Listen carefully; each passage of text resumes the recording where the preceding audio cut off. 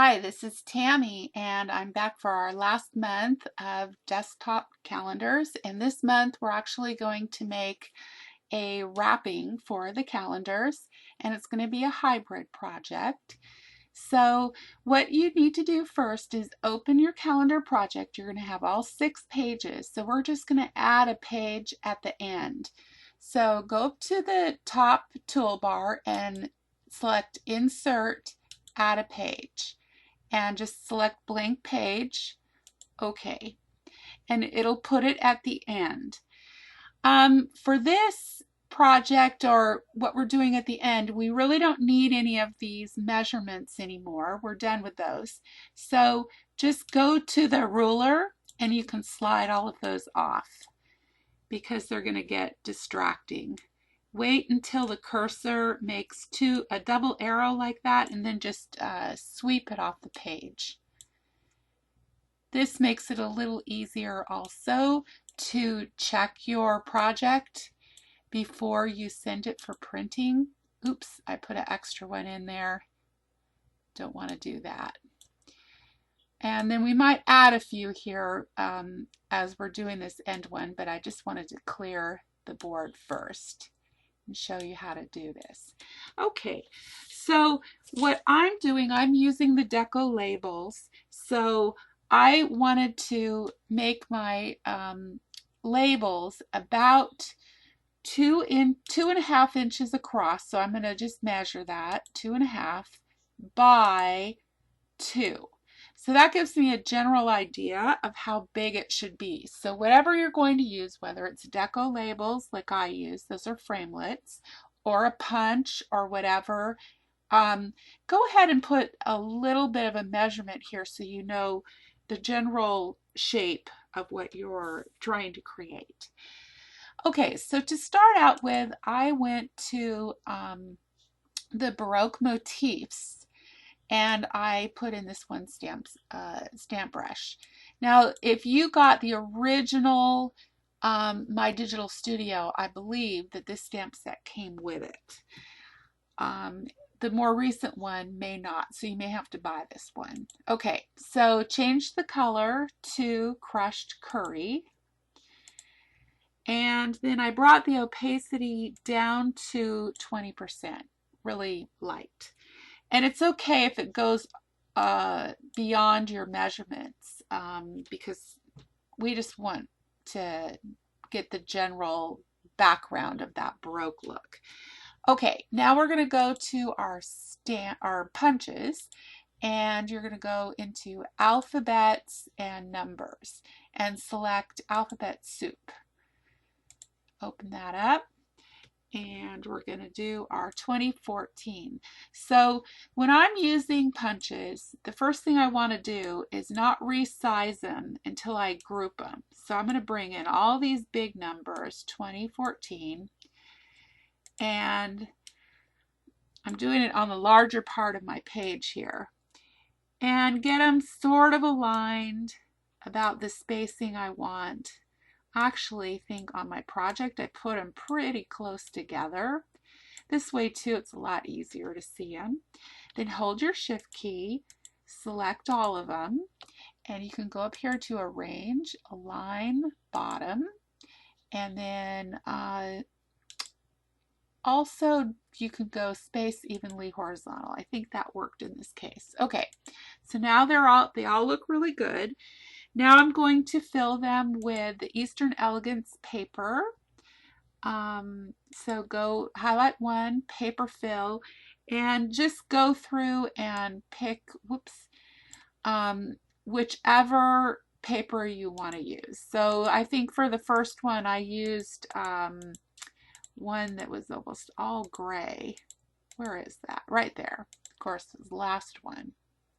And remember that if it's too detailed, you can double click on it and you can enlarge it or zoom out, whichever you prefer.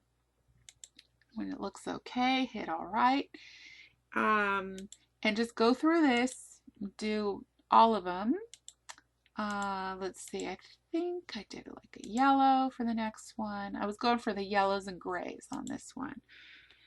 And Next one, it really doesn't matter, just pick any of these. They're all real pretty, and it looks good if you pick lots of different ones. And if you don't like where it is on the paper, just put your click down and you can move the paper. Okay, and then the last one, just any random paper. Let's go for this one this time. And I think what I did was I actually lined it up over most of the smoky shade. Okay, then once you're done, select all of them again. And we're going to put a drop shadow on all of them. And we're going to put a matte of 1 on all of them. And it was the smoky shade. And hit OK.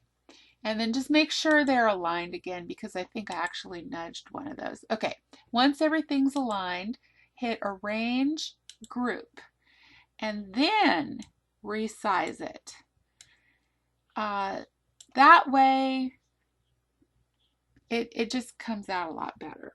Okay, next thing we're going to do, we're using lots of punches here, is again go to the alphabet and select the smitten letters. Oops, not symbol. I'm sorry, smitten alphabet punch. I love this set. Very pretty. Looks. I love the cursive in it. So again, just bring all your letters over and don't resize them yet.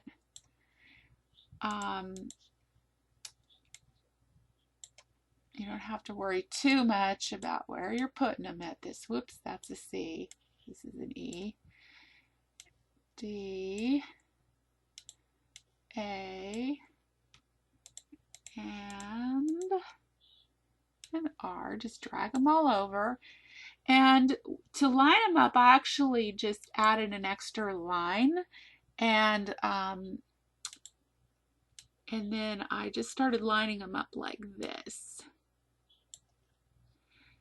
And it actually helped to paper fill them first. So I am going to select all of them, and let's color fill them. Sorry, color fill. And I made them all crushed curry. And I actually also put a drop shadow on them all. And then you can even go up and zoom in your canvas zoom. This helps to really align these letters perfectly.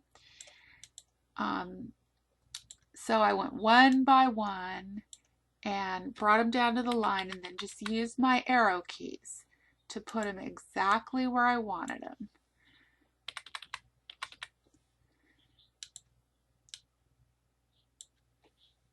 Okay, and then just use your bar down here to keep going. Whoops, I forgot I forgot the N. Where'd that go? Just realized that. Talking too fast. Knew I was missing something. Okay, let's fill that with crushed curry. Now I have to go backwards a little bit and put a drop shadow. Okay, let's put the N down there.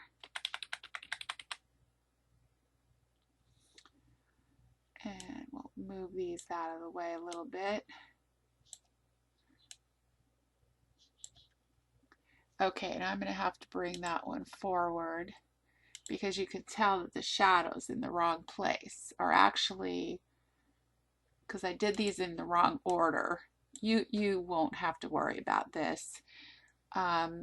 Unfortunately, my shadows aren't showing up in the right place.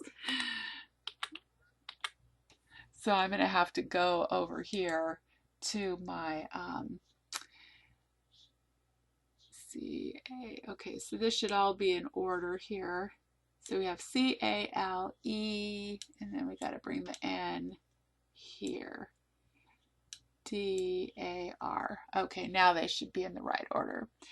Okay, now once I've got everything lined up correctly, hit Shift and then group them all.